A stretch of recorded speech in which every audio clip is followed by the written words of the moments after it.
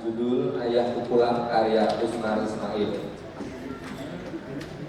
Sutradara Rastri Olivia. Pemain Reno, Muhammad Wildan, Adinda Sila, Nova Ardian, Anissa. Kru Lawung, Ines, Laila, Afifah, Kelvin, Niko, Wafik, Meta, dan Damar.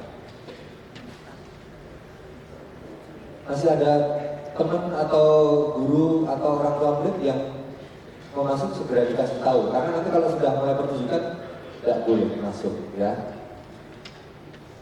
Sinopsisnya, Ayah Pukulan menceritakan tentang sebuah keluarga yang telah lama ditinggalkan oleh sang ayah, Raden Saleh. Demi mengejar kekayaan dan kehidupan yang lebih baik, ia meninggalkan istri dan ketiga anaknya ketika mereka masih kecil. Bertahun-tahun kemudian, keluarga yang ditinggalkannya tumbuh dalam kesederhanaan dan perjuangan. Sementara Raden Saleh sempat hidup berkecukupan di perantauan sebelum akhirnya mengalami kebangkrutan dan kehilangan segalanya. Pada suatu malam menjelang hari raya, Raden Saleh kembali ke rumah dalam keadaan tua, miskin, dan penuh penyesalan. Kepulangannya memunculkan konflik batin yang kuat di dalam keluarga. Sang ibu dan beberapa anaknya masih memiliki rasa iba dan keinginan untuk memaafkan. Tetapi Gunarto, anak sulung yang paling merasakan penderitaan akibat ditinggalkan oleh sang ayah, menolak kehadiran Raden Saleh dengan penuh kemarahan dan dendam. Drama ini mengangkat tema tentang tanggung jawab, penyesalan, pengampunan, serta luka keluarga yang sulit sembuh meskipun waktu telah berlalu. Silakan bersiap dan hadirin penonton Dewan Juri yang terhormat. Inilah penampilan SMK Negeri 2 Sragen Teater Larasati. Selamat menyaksikan.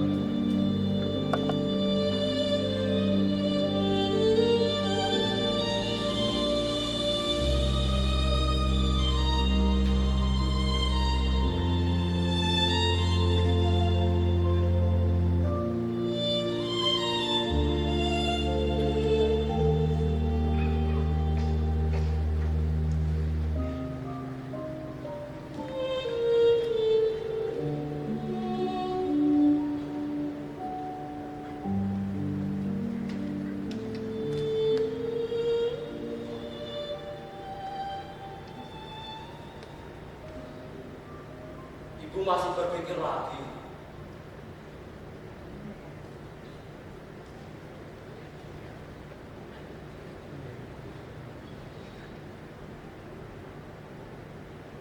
Malam hari raya Natal, dengarlah suara beduk itu bersahut-sahutan.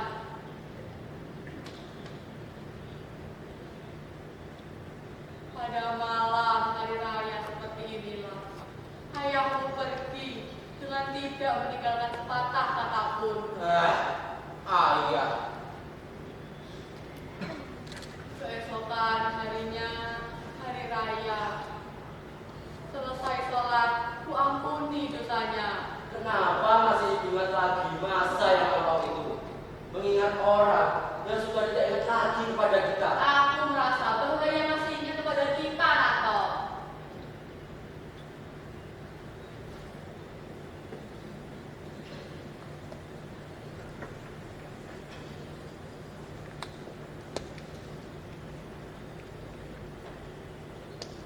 Minta sih kemana, Bu? Minta sih keluar tadi, menekan jahitan. Minta sih masih mengambil upah jahitan. Bukankah seharusnya ia tidak usah lagi membantu pulang sekarang? Biarlah, Nato. Karena jika ia sudah kawinan, kepintarannya tidak akan sia-sia nanti. Sebenarnya, Ibu mau mengatakan kalau penghasilan itu tidak cukup untuk membiayai makan keluarga, kan, Bu?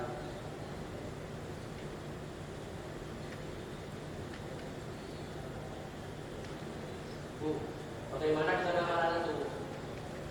Minta sih nampaknya belum mau bersuami, Nato. Tapi dari pihak orang tua lelaki itu terus mencari ibu saja. Apa salahnya, Bu? Mereka mau menyebar. Wah, Nato. Aku, bukan maksud aku menjual anak sendiri. Aku jadi mata duitan. Ya, mungkin karena hidup yang penuh penderitaan.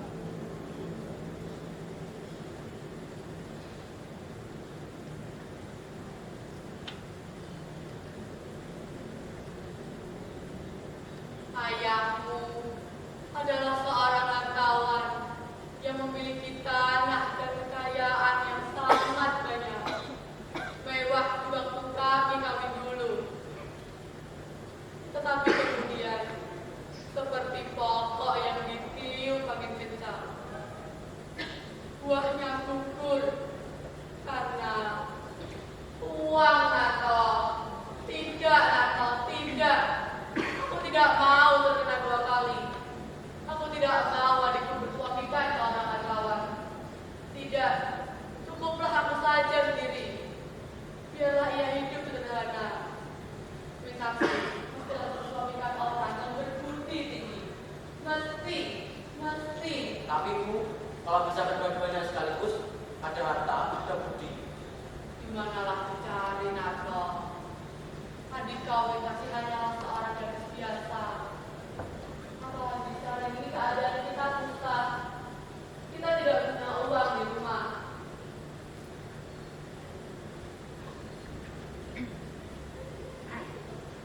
Sebentar lagi, uang simpanan yang akan digunakan lagi. Semua ini karena ulah ayah. Hingga Windasi yang menderita berat. Sejak kecil, ia sudah merasakan pahit-pahitnya kehidupan. Tapi, kita harus mengatasi kesulitan ini, Bu. Harus. Ini kewajibanku sebagai abangnya. Aku harus lebih keras lagi berusaha. Kalau saja aku punya uang 1 juta saja. Buat perkawinan Wintasi, 500 ribu saja sudah cukup, Nato. Setelah Wintasi nanti, datanglah giliranmu, Nato. Aku tahu, Ibu. Belum bisa aku memikirkan senang untuk diriku sekarang ini, Bu. Sebelum saudara-saudaraku senang. Dan Ibu, itu merasa kebahagiaan atas dibayar nanti, Bu. Aku sudah merasa bahagia. Kalau kau bahagia, Nato. Karena nasibku bersuami tidak baik benar. Dan kata orang, bahagia itu akan turun kepada anaknya.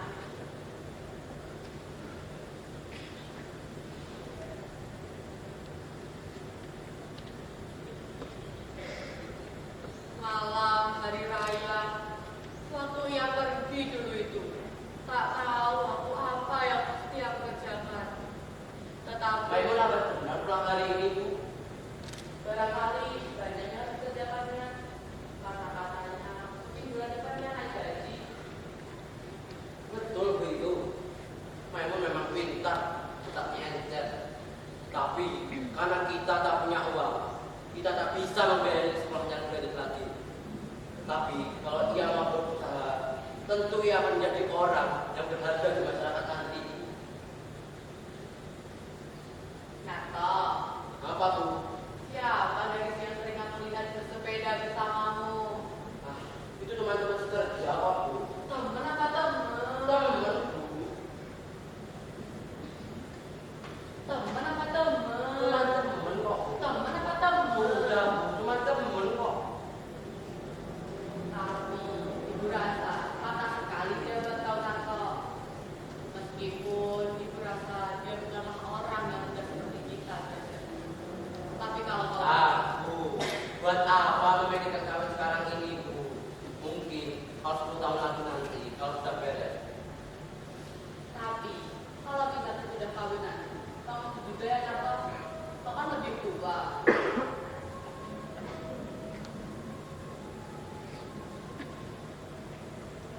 Waktu ayahmu pergi pada malam hari raya seperti ini, ku peluk kalian anak-anakku semuanya.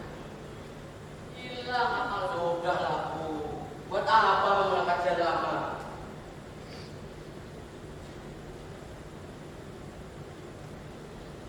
Assalamualaikum.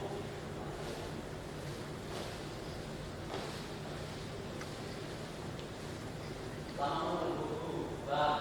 Ah, tidak. Agak lambat hari ini pun. Gimana kau berbuka puasa tadi?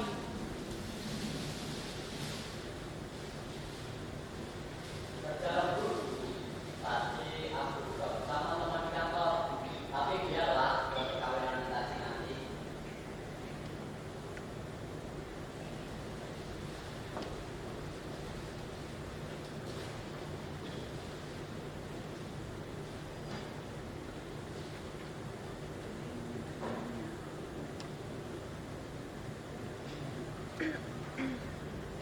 Mana dia? Mengangkat jahitan. Banato, aku ada kabar aneh nih. Tadi aku berjumpa dengan seorang tua yang mirip dengan ayah. Oh, begitu. Waktu Pak Tirto berbelanja di sentral, ia tiba-tiba berhadapan dengan seorang tua. Kira-kira berumur 60 tahun. Ya kaget juga, karena rupanya mirip benar yang pernah dikenalnya. Katanya rupanya mirip benar dengan Raden Saleh. Tidak mungkin dia ada dia. Orang itu menghilang di kerumunan orang banyak. Tak mungkin. Aku kira juga dia sudah meninggal dunia atau pergi ke luar negeri.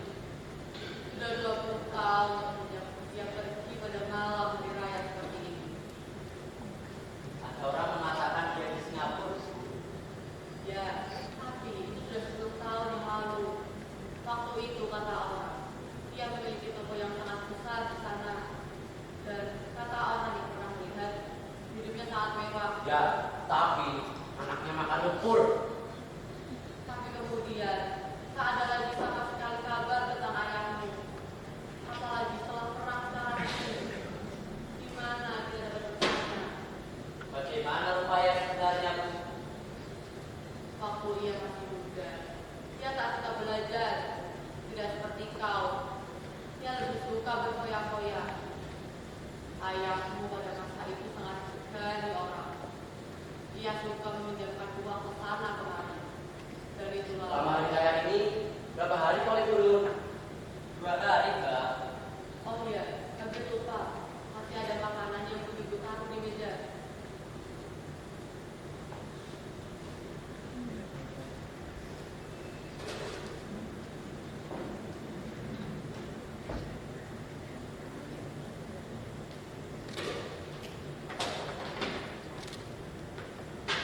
Pak Tirto bertemu orang tua itu kapan, Bu? Kemarin sore, Mbak. Kira-kira jam 6:30. Bagaimana dengan pakaiannya? Tak begitu bagus lagi kelihatannya. Pakaiannya sudah compang-camping dan pecinya sudah putih. Oh,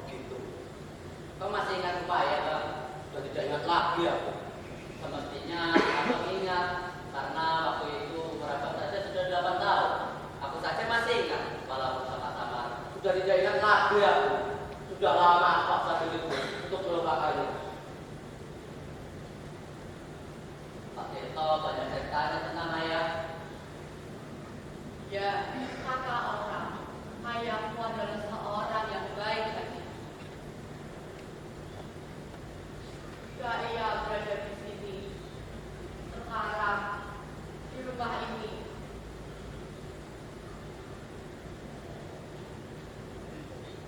besok hari raya, tentu ia bisa bersenang-senang dengan anak-anaknya. Bu, lintang selanjutnya sudah pulang sekarang. Jam berapa sekarang ini? Bang Nato, aku ada kabar aneh lagi nih. Tadi aku berjumpa dengan seorang India. Dia mengajarkanku bahasa Urdu. Lalu aku pun mengajarkan dia bahasa Indonesia. Baguslah itu. Kau memang harus mengumpulkan ilmu sebanyak-banyaknya supaya kau dapat banggakan kalau kau bisa jadi orang yang berharga di masyarakat nanti. Jangan seperti aku ini, hanya lulusan sekolah kerja. Aku tidak pernah merasakan atau lebih dari lagi karena aku tak mempunyai seorang ayah. Tidak ada yang mau membantu aku. Tapi kau Maimun yang sekolah putri, berusahalah sekuat tenagamu. Aku percaya kau pasti bisa memenuhi tuntutan zaman sekarang ini. Assalamualaikum. Waalaikumsalam.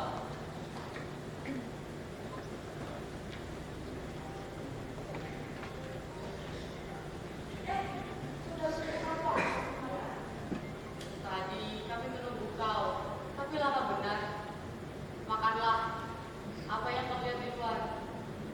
Waktu saya lewat di situ tadi, Mama, kau lewat dulu.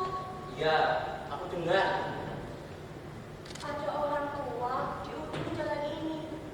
Dari jembatan sana, melihat-lihat ke arah rumah kita. Nampaknya seperti seorang pelukis. Ya, kenapa sengaja dia? Orang tua, bagaimana rupanya? Hari agak gelap, jadi tak begitu jelas kelihatannya. Tapi orangnya Coba aku lihat.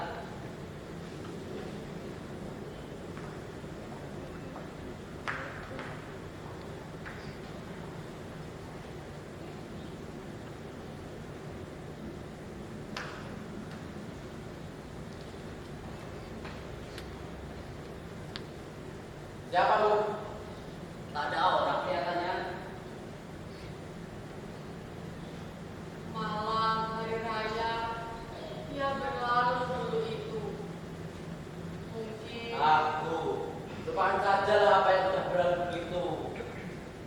waktu kami masih sama-sama muda, kami sangat berkasih kasihan. Sejelek-jelek ayahmu, banyak juga kenangan yang tak dapat dilupakan.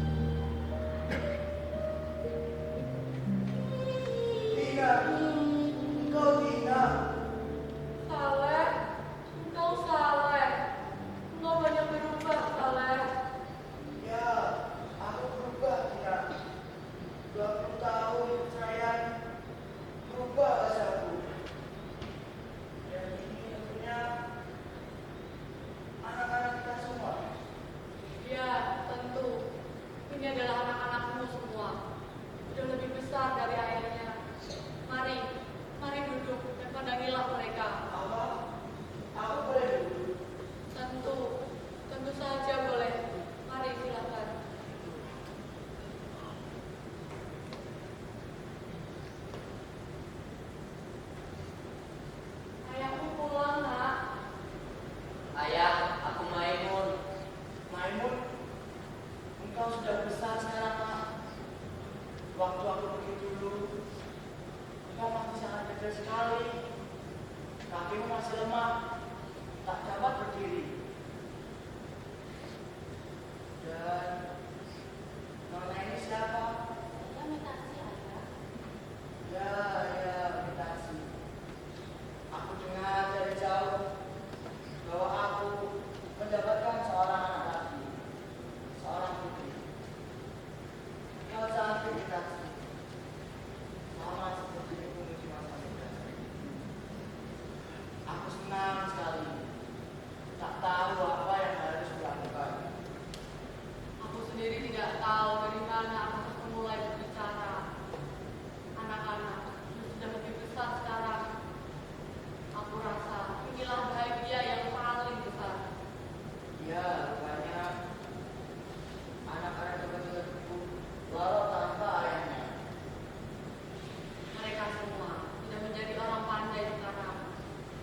Benar kok, untuk jadi perusahaan Nur dan Maimun tak pernah tidak puas selama bersekolah. Tiap kali keluar sebagai yang pertama dalam ujian. Sekarang mereka sudah memiliki penghasilan masing-masing. Dan generasi ini saya betul menjahit. Hai, Ibu. 10 tahun aku menjadi saudara besar di Singapura. Aku menjadi kepala perusahaan dengan pegawai berpuluh-puluh orang.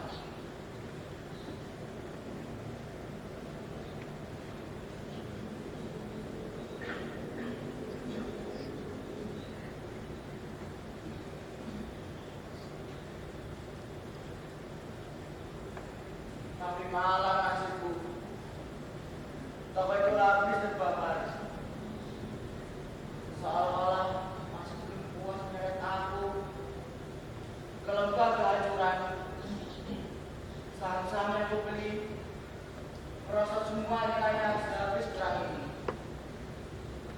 Sesudah itu, semua yang aku kerjakan tak ada lagi yang sempurna. Sementara aku sudah naik tua. Lalu tempat tinggalku,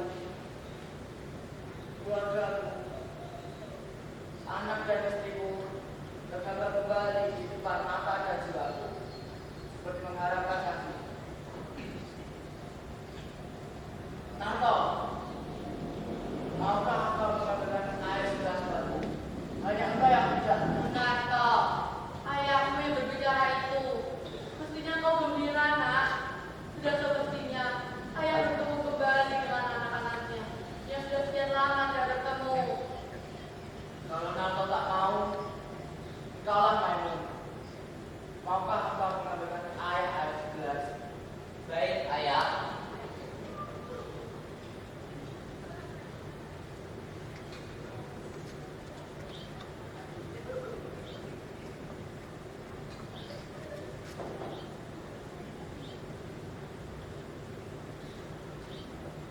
Maimun, kapan kamu mempunyai seorang ayah? Narto, Kami tidak mempunyai seorang ayah. Kapan kami mempunyai seorang ayah? Narto, apa katamu itu? Kami tidak mempunyai seorang ayah, kataku. Kalau kami mempunyai seorang ayah, lalu apa perlunya kami membalik ulang selama ini jadi budak orang? Waktu aku berumur 8 tahun, aku dan ibu hampir saja terjun di dalam laut. Untung ibu cepat sadar. Dan kalau kami mempunyai seorang ayah, lalu apa perlunya aku menjadi anak suruhan orang waktu aku berumur 10 tahun? Kami tidak mempunyai seorang ayah. Kami besar dalam keadaan sengsara. Rasa gembira di dalam hati sedikit pun tidak ada.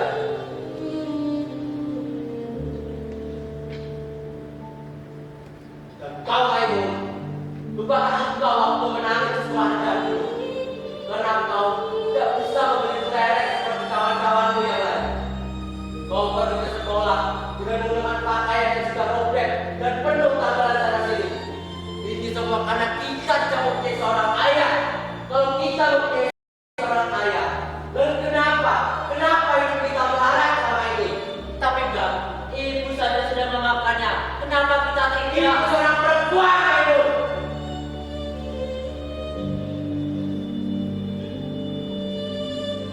Waktu aku kecil dulu, pernah nangis di pangkuan ibu karena lapar, dingin, dan juga penyakitan. Dan ibu selalu mengatakan, ini semua kesalahan ayahmu. Ayahmu lah yang kami salahkan. Lalu kemudian, aku menjadi anak suruhan orang, dan ibu menjadi babu mencuci pakaian kotor orang lain.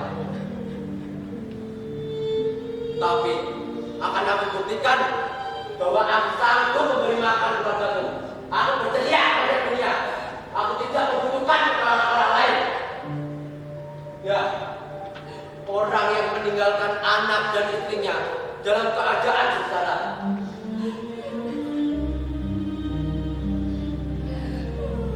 Tapi aku sanggup menjadi orang yang berharga meskipun aku tidak mengenal kasih sayang dari seorang ayah.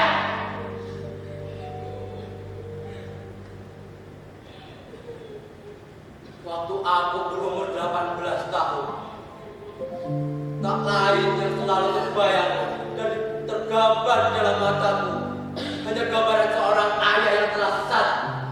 Ia melarikan diri dengan seorang perempuan asing yang lalu menyeret di dalam lembah kebencanaan.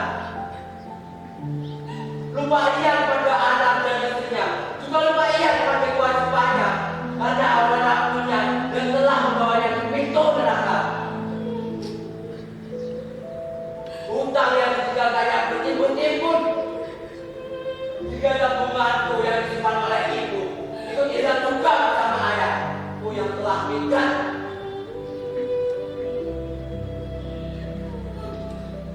Ya, masa kecil kita sungguh-sungguh tersiksa.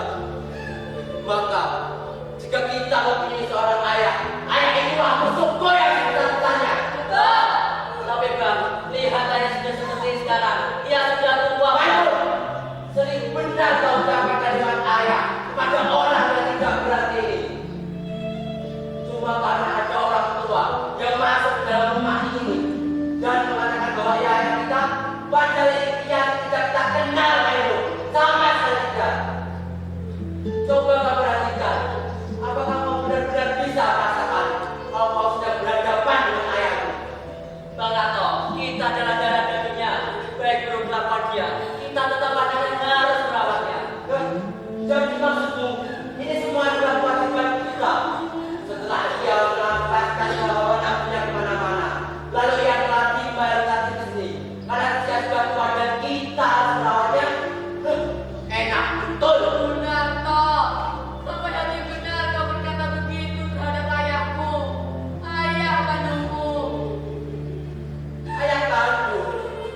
Ya, memang Gunarto yang dulu pernah punya ayah. Tapi ia sudah meninggal 20 tahun yang lalu. Dan Gunarto yang sekarang adalah Gunarto yang dibentuk oleh Gunarto sendiri. Aku tidak berhutang budi kepada siapapun di atas dunia ini. Aku merdeka, semerdeka-merdekanya. Aku memang berdosa begitu. Aku mengaku. Dan sebab itulah aku datang pada hari ini, pada hari tuaku, untuk menebus kesalahan dan dosaku. Tapi ternyata, ya, benar kata Gunarto. Aku seorang tua, dan aku tidak bermaksud untuk menyelundupkan diri agar aku diterima di tempat yang tidak aku inginkan. Baiklah, aku akan pergi.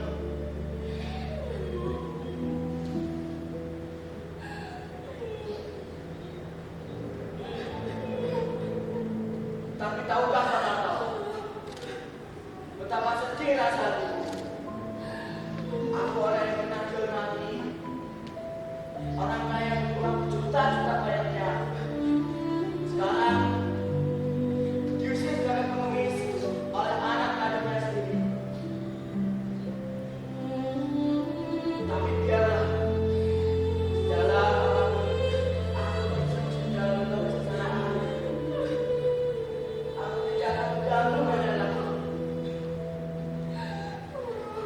dulu ayah. Jika Bang Narto tidak mau menerima ayah, akulah yang menerima ayah. Aku tidak peduli apa yang terjadi. Maimun, apa pernah kau menerima pertolongan dari dia? Aku belum pernah menerima tamparan, pukulan, juga tendangan dari dia dulu. Tapi sebiji darah pun, aku tidak pernah menerima apa-apa dari dia. Jangan begitu terangkan ayah. Jangan kau dan dia. Ingat, siapa yang membesarkan kau? Akulah yang membiayai selama ini dari penghasilanku sebagai katur Tuhan. Ayahmu yang sebenar-benarnya adalah aku. Engkau menyakiti hati ibu, Bang. Jangan kau itu mendapat dia. Dan untuk kau, aku juga yang berperan sebagai ayahmu selama ini. Baiklah, peliharalah orang tua itu jika kalian cinta kepadanya. Mungkin kalian tidak merasakan pahit getirnya kehidupan karena aku tidak mempunyai seorang ayah. Tapi demi kebahagiaan saudara-saudara, jangan sampai kalian menderita seperti aku ini. Aku mengerti kalau ibu tidak ada jalan untuk kembali. Jika kembali, aku akan membangun perdamaian dan kebahagiaan antara aku saja. Biarlah kembali. Inilah jalan yang terbaik. Tak ada jalan untuk kembali. Ayah, apa ayah punya uang? Ayah sudah makan. Kemana ayah akan pergi sekarang? Tapi jalan atau dalam sungai. Aku cuma seorang pengemis sekarang. Seharusnya aku malu dan tak sanggup sebenarnya untuk masuk ke dalam rumah ini. Rumah yang kutinggalkan dulu. Aku sudah tua, lemah, dan sadar. Langkahku terakhir kembali. Ya, sudah 3 hari aku berdiri di depan sana. Tapi aku malu dan tak sanggup sebenarnya untuk masuk ke dalam rumah ini. Aku sudah tua dan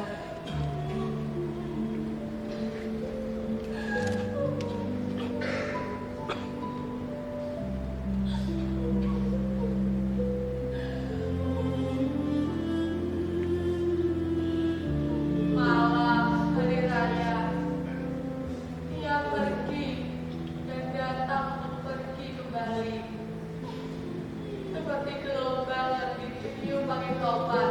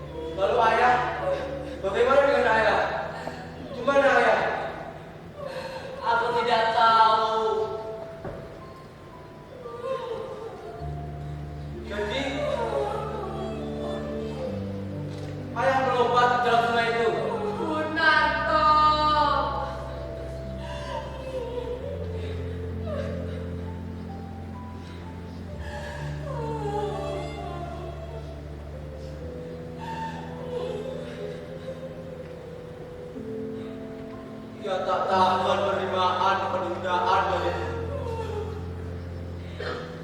Dia yang dulu dihormati banyak orang. Dia yang dulu angkuh.